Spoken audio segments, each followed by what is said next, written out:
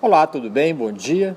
No vídeo anterior, sobre essa série A Nossa Herança Cultural, a gente tinha falado na civilização romana que por volta do ano 50 a.C. começou a ficar claro que havia surgido um homem que reunia as condições necessárias para dar o golpe.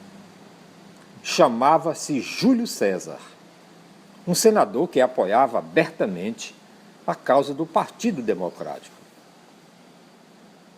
Para afastá-lo do centro político da época, que era a própria Roma, lhe foi confiado o cargo de general do exército da fronteira nos confins da Gália, atual sul da França, cargo este que Júlio César aceitou de muito bom grado. E eu sou o Jonas Luiz da Silva, vírgula de Capuí.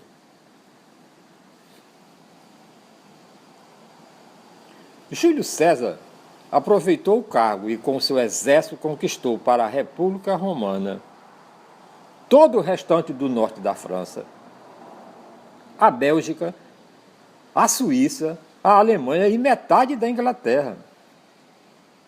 Seu modo de agir, o respeito que tinha pelos seus soldados, a admiração e, ao mesmo tempo, a inveja que sentia por Alexandre o Grande, que os relatos da época nos contam, sua coragem verdadeira, mas muitas vezes apenas ostensivamente encenada, conquistaram-lhe o devotamento quase incondicional do seu exército.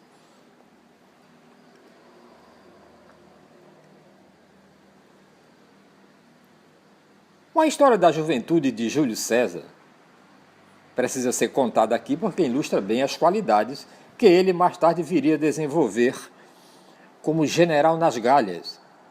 Essa história é narrada pela maioria dos biógrafos antigos de Júlio César.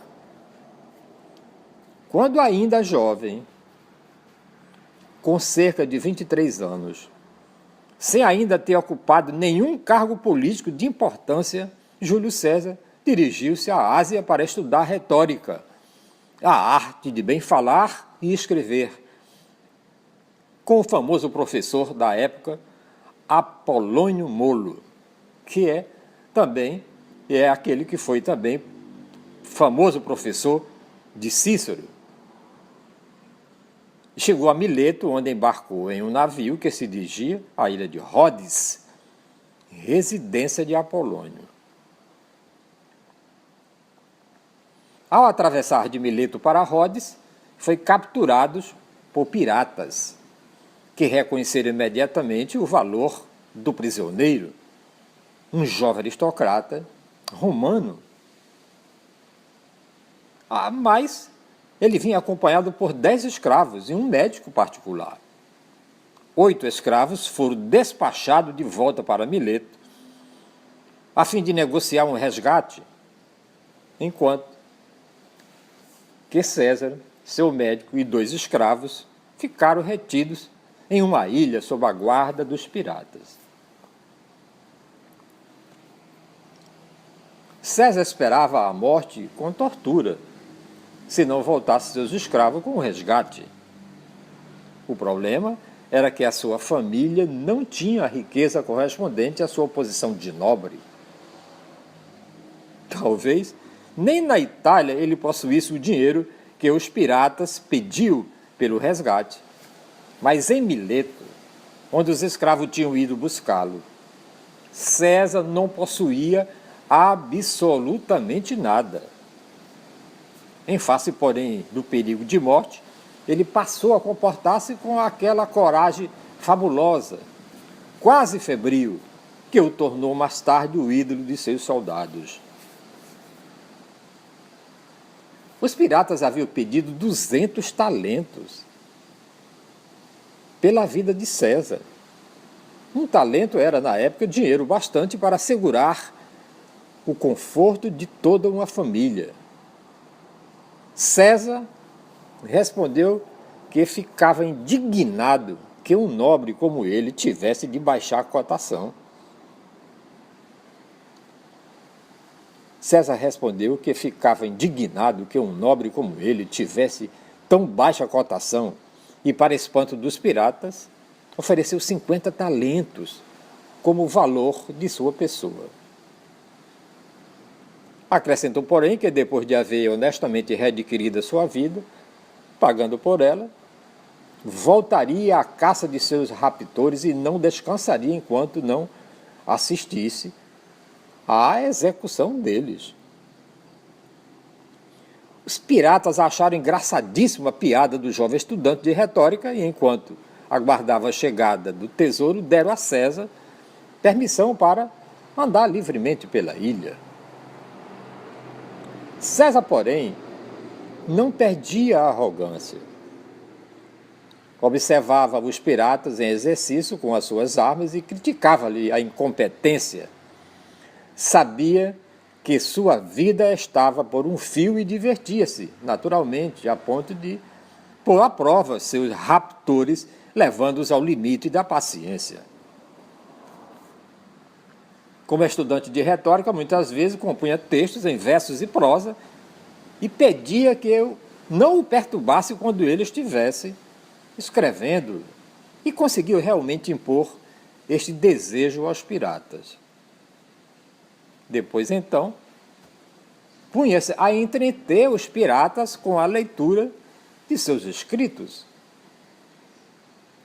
Como estes dessem mostra de tédio, passava a repreendê-los dizendo que não passavam de uns bárbaros, incapazes, por causa do seu baixo ofício, de apreciar o estilo grego. Diante disso, continuava César, ele que não tinha pensado seriamente em não mais executar seus companheiros, até que agradáveis, vendo, porém, como não sabiam dar valor a estas coisas, também não mereciam aturar a face da terra.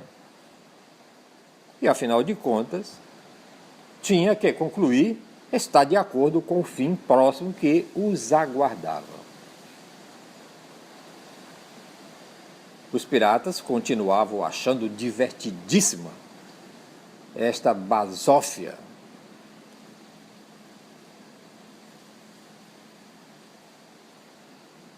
Como os escravos de César conseguiram o dinheiro, foi uma coisa obscura.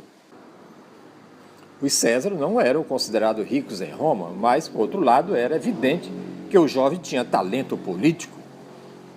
Se viesse a atingir altos postos, certamente morreria como todos, cheio de dinheiro. A Ásia estava cheia de agiotas emprestando dinheiro, talvez consideraram ser a vida de César um bom negócio e emprestaram a alta importância do resgate. Posto em liberdade, César foi para Mileto. Nunca havia ocupado qualquer posição oficial, mas era cidadão romano de família de senadores. Lá chegando, verificou que Mileto não tinha forças armadas próprias e a guarnição romana, mais próxima, estava longe. No porto havia apenas um punhado de navios mercantes. César requisitou-os, com seus dotes oratórios, como voluntários para caçar os piratas, e não faltou quem se apresentasse. Foi ele, com seus navios, diretamente à ilha dos piratas, onde os encontrou, com a incorrigível incompetência que tantas vezes lhe havia censurado. Ainda na enseada, celebrando sua fação e contando dinheiro.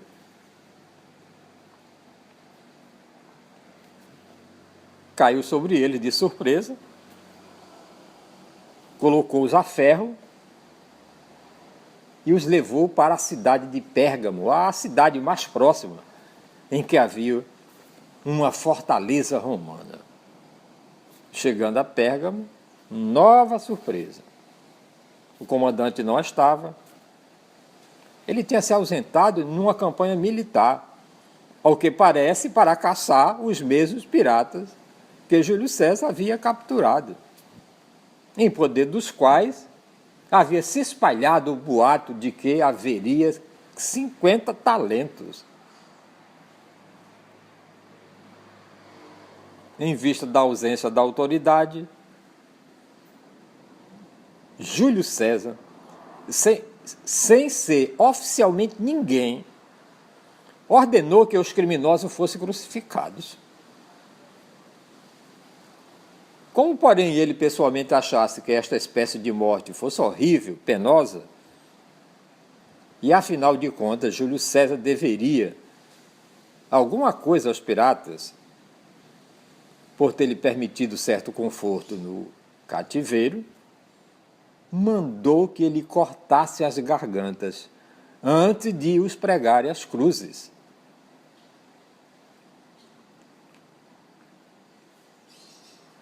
Punir implacavelmente e evitar sofrimento desnecessário, uma e outra coisa viriam a ser típicas do realismo de César.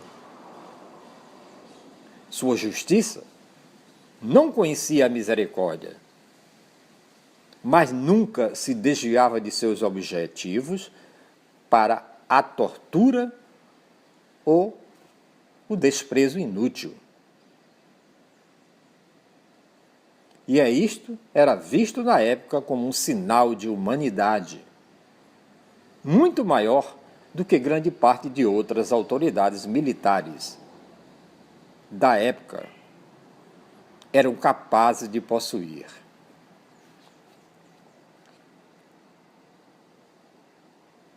Mortos piratas, o que fez Júlio César? Mas a resposta disso aí você só vai saber amanhã. Aproveite e deixe aí o seu comentário, a sua curtida. E recomende a um amigo o nosso canal no YouTube Jardim do EDTV. E eu sou Jonas Luís da Silva, de Capuí. Muitíssimo obrigado.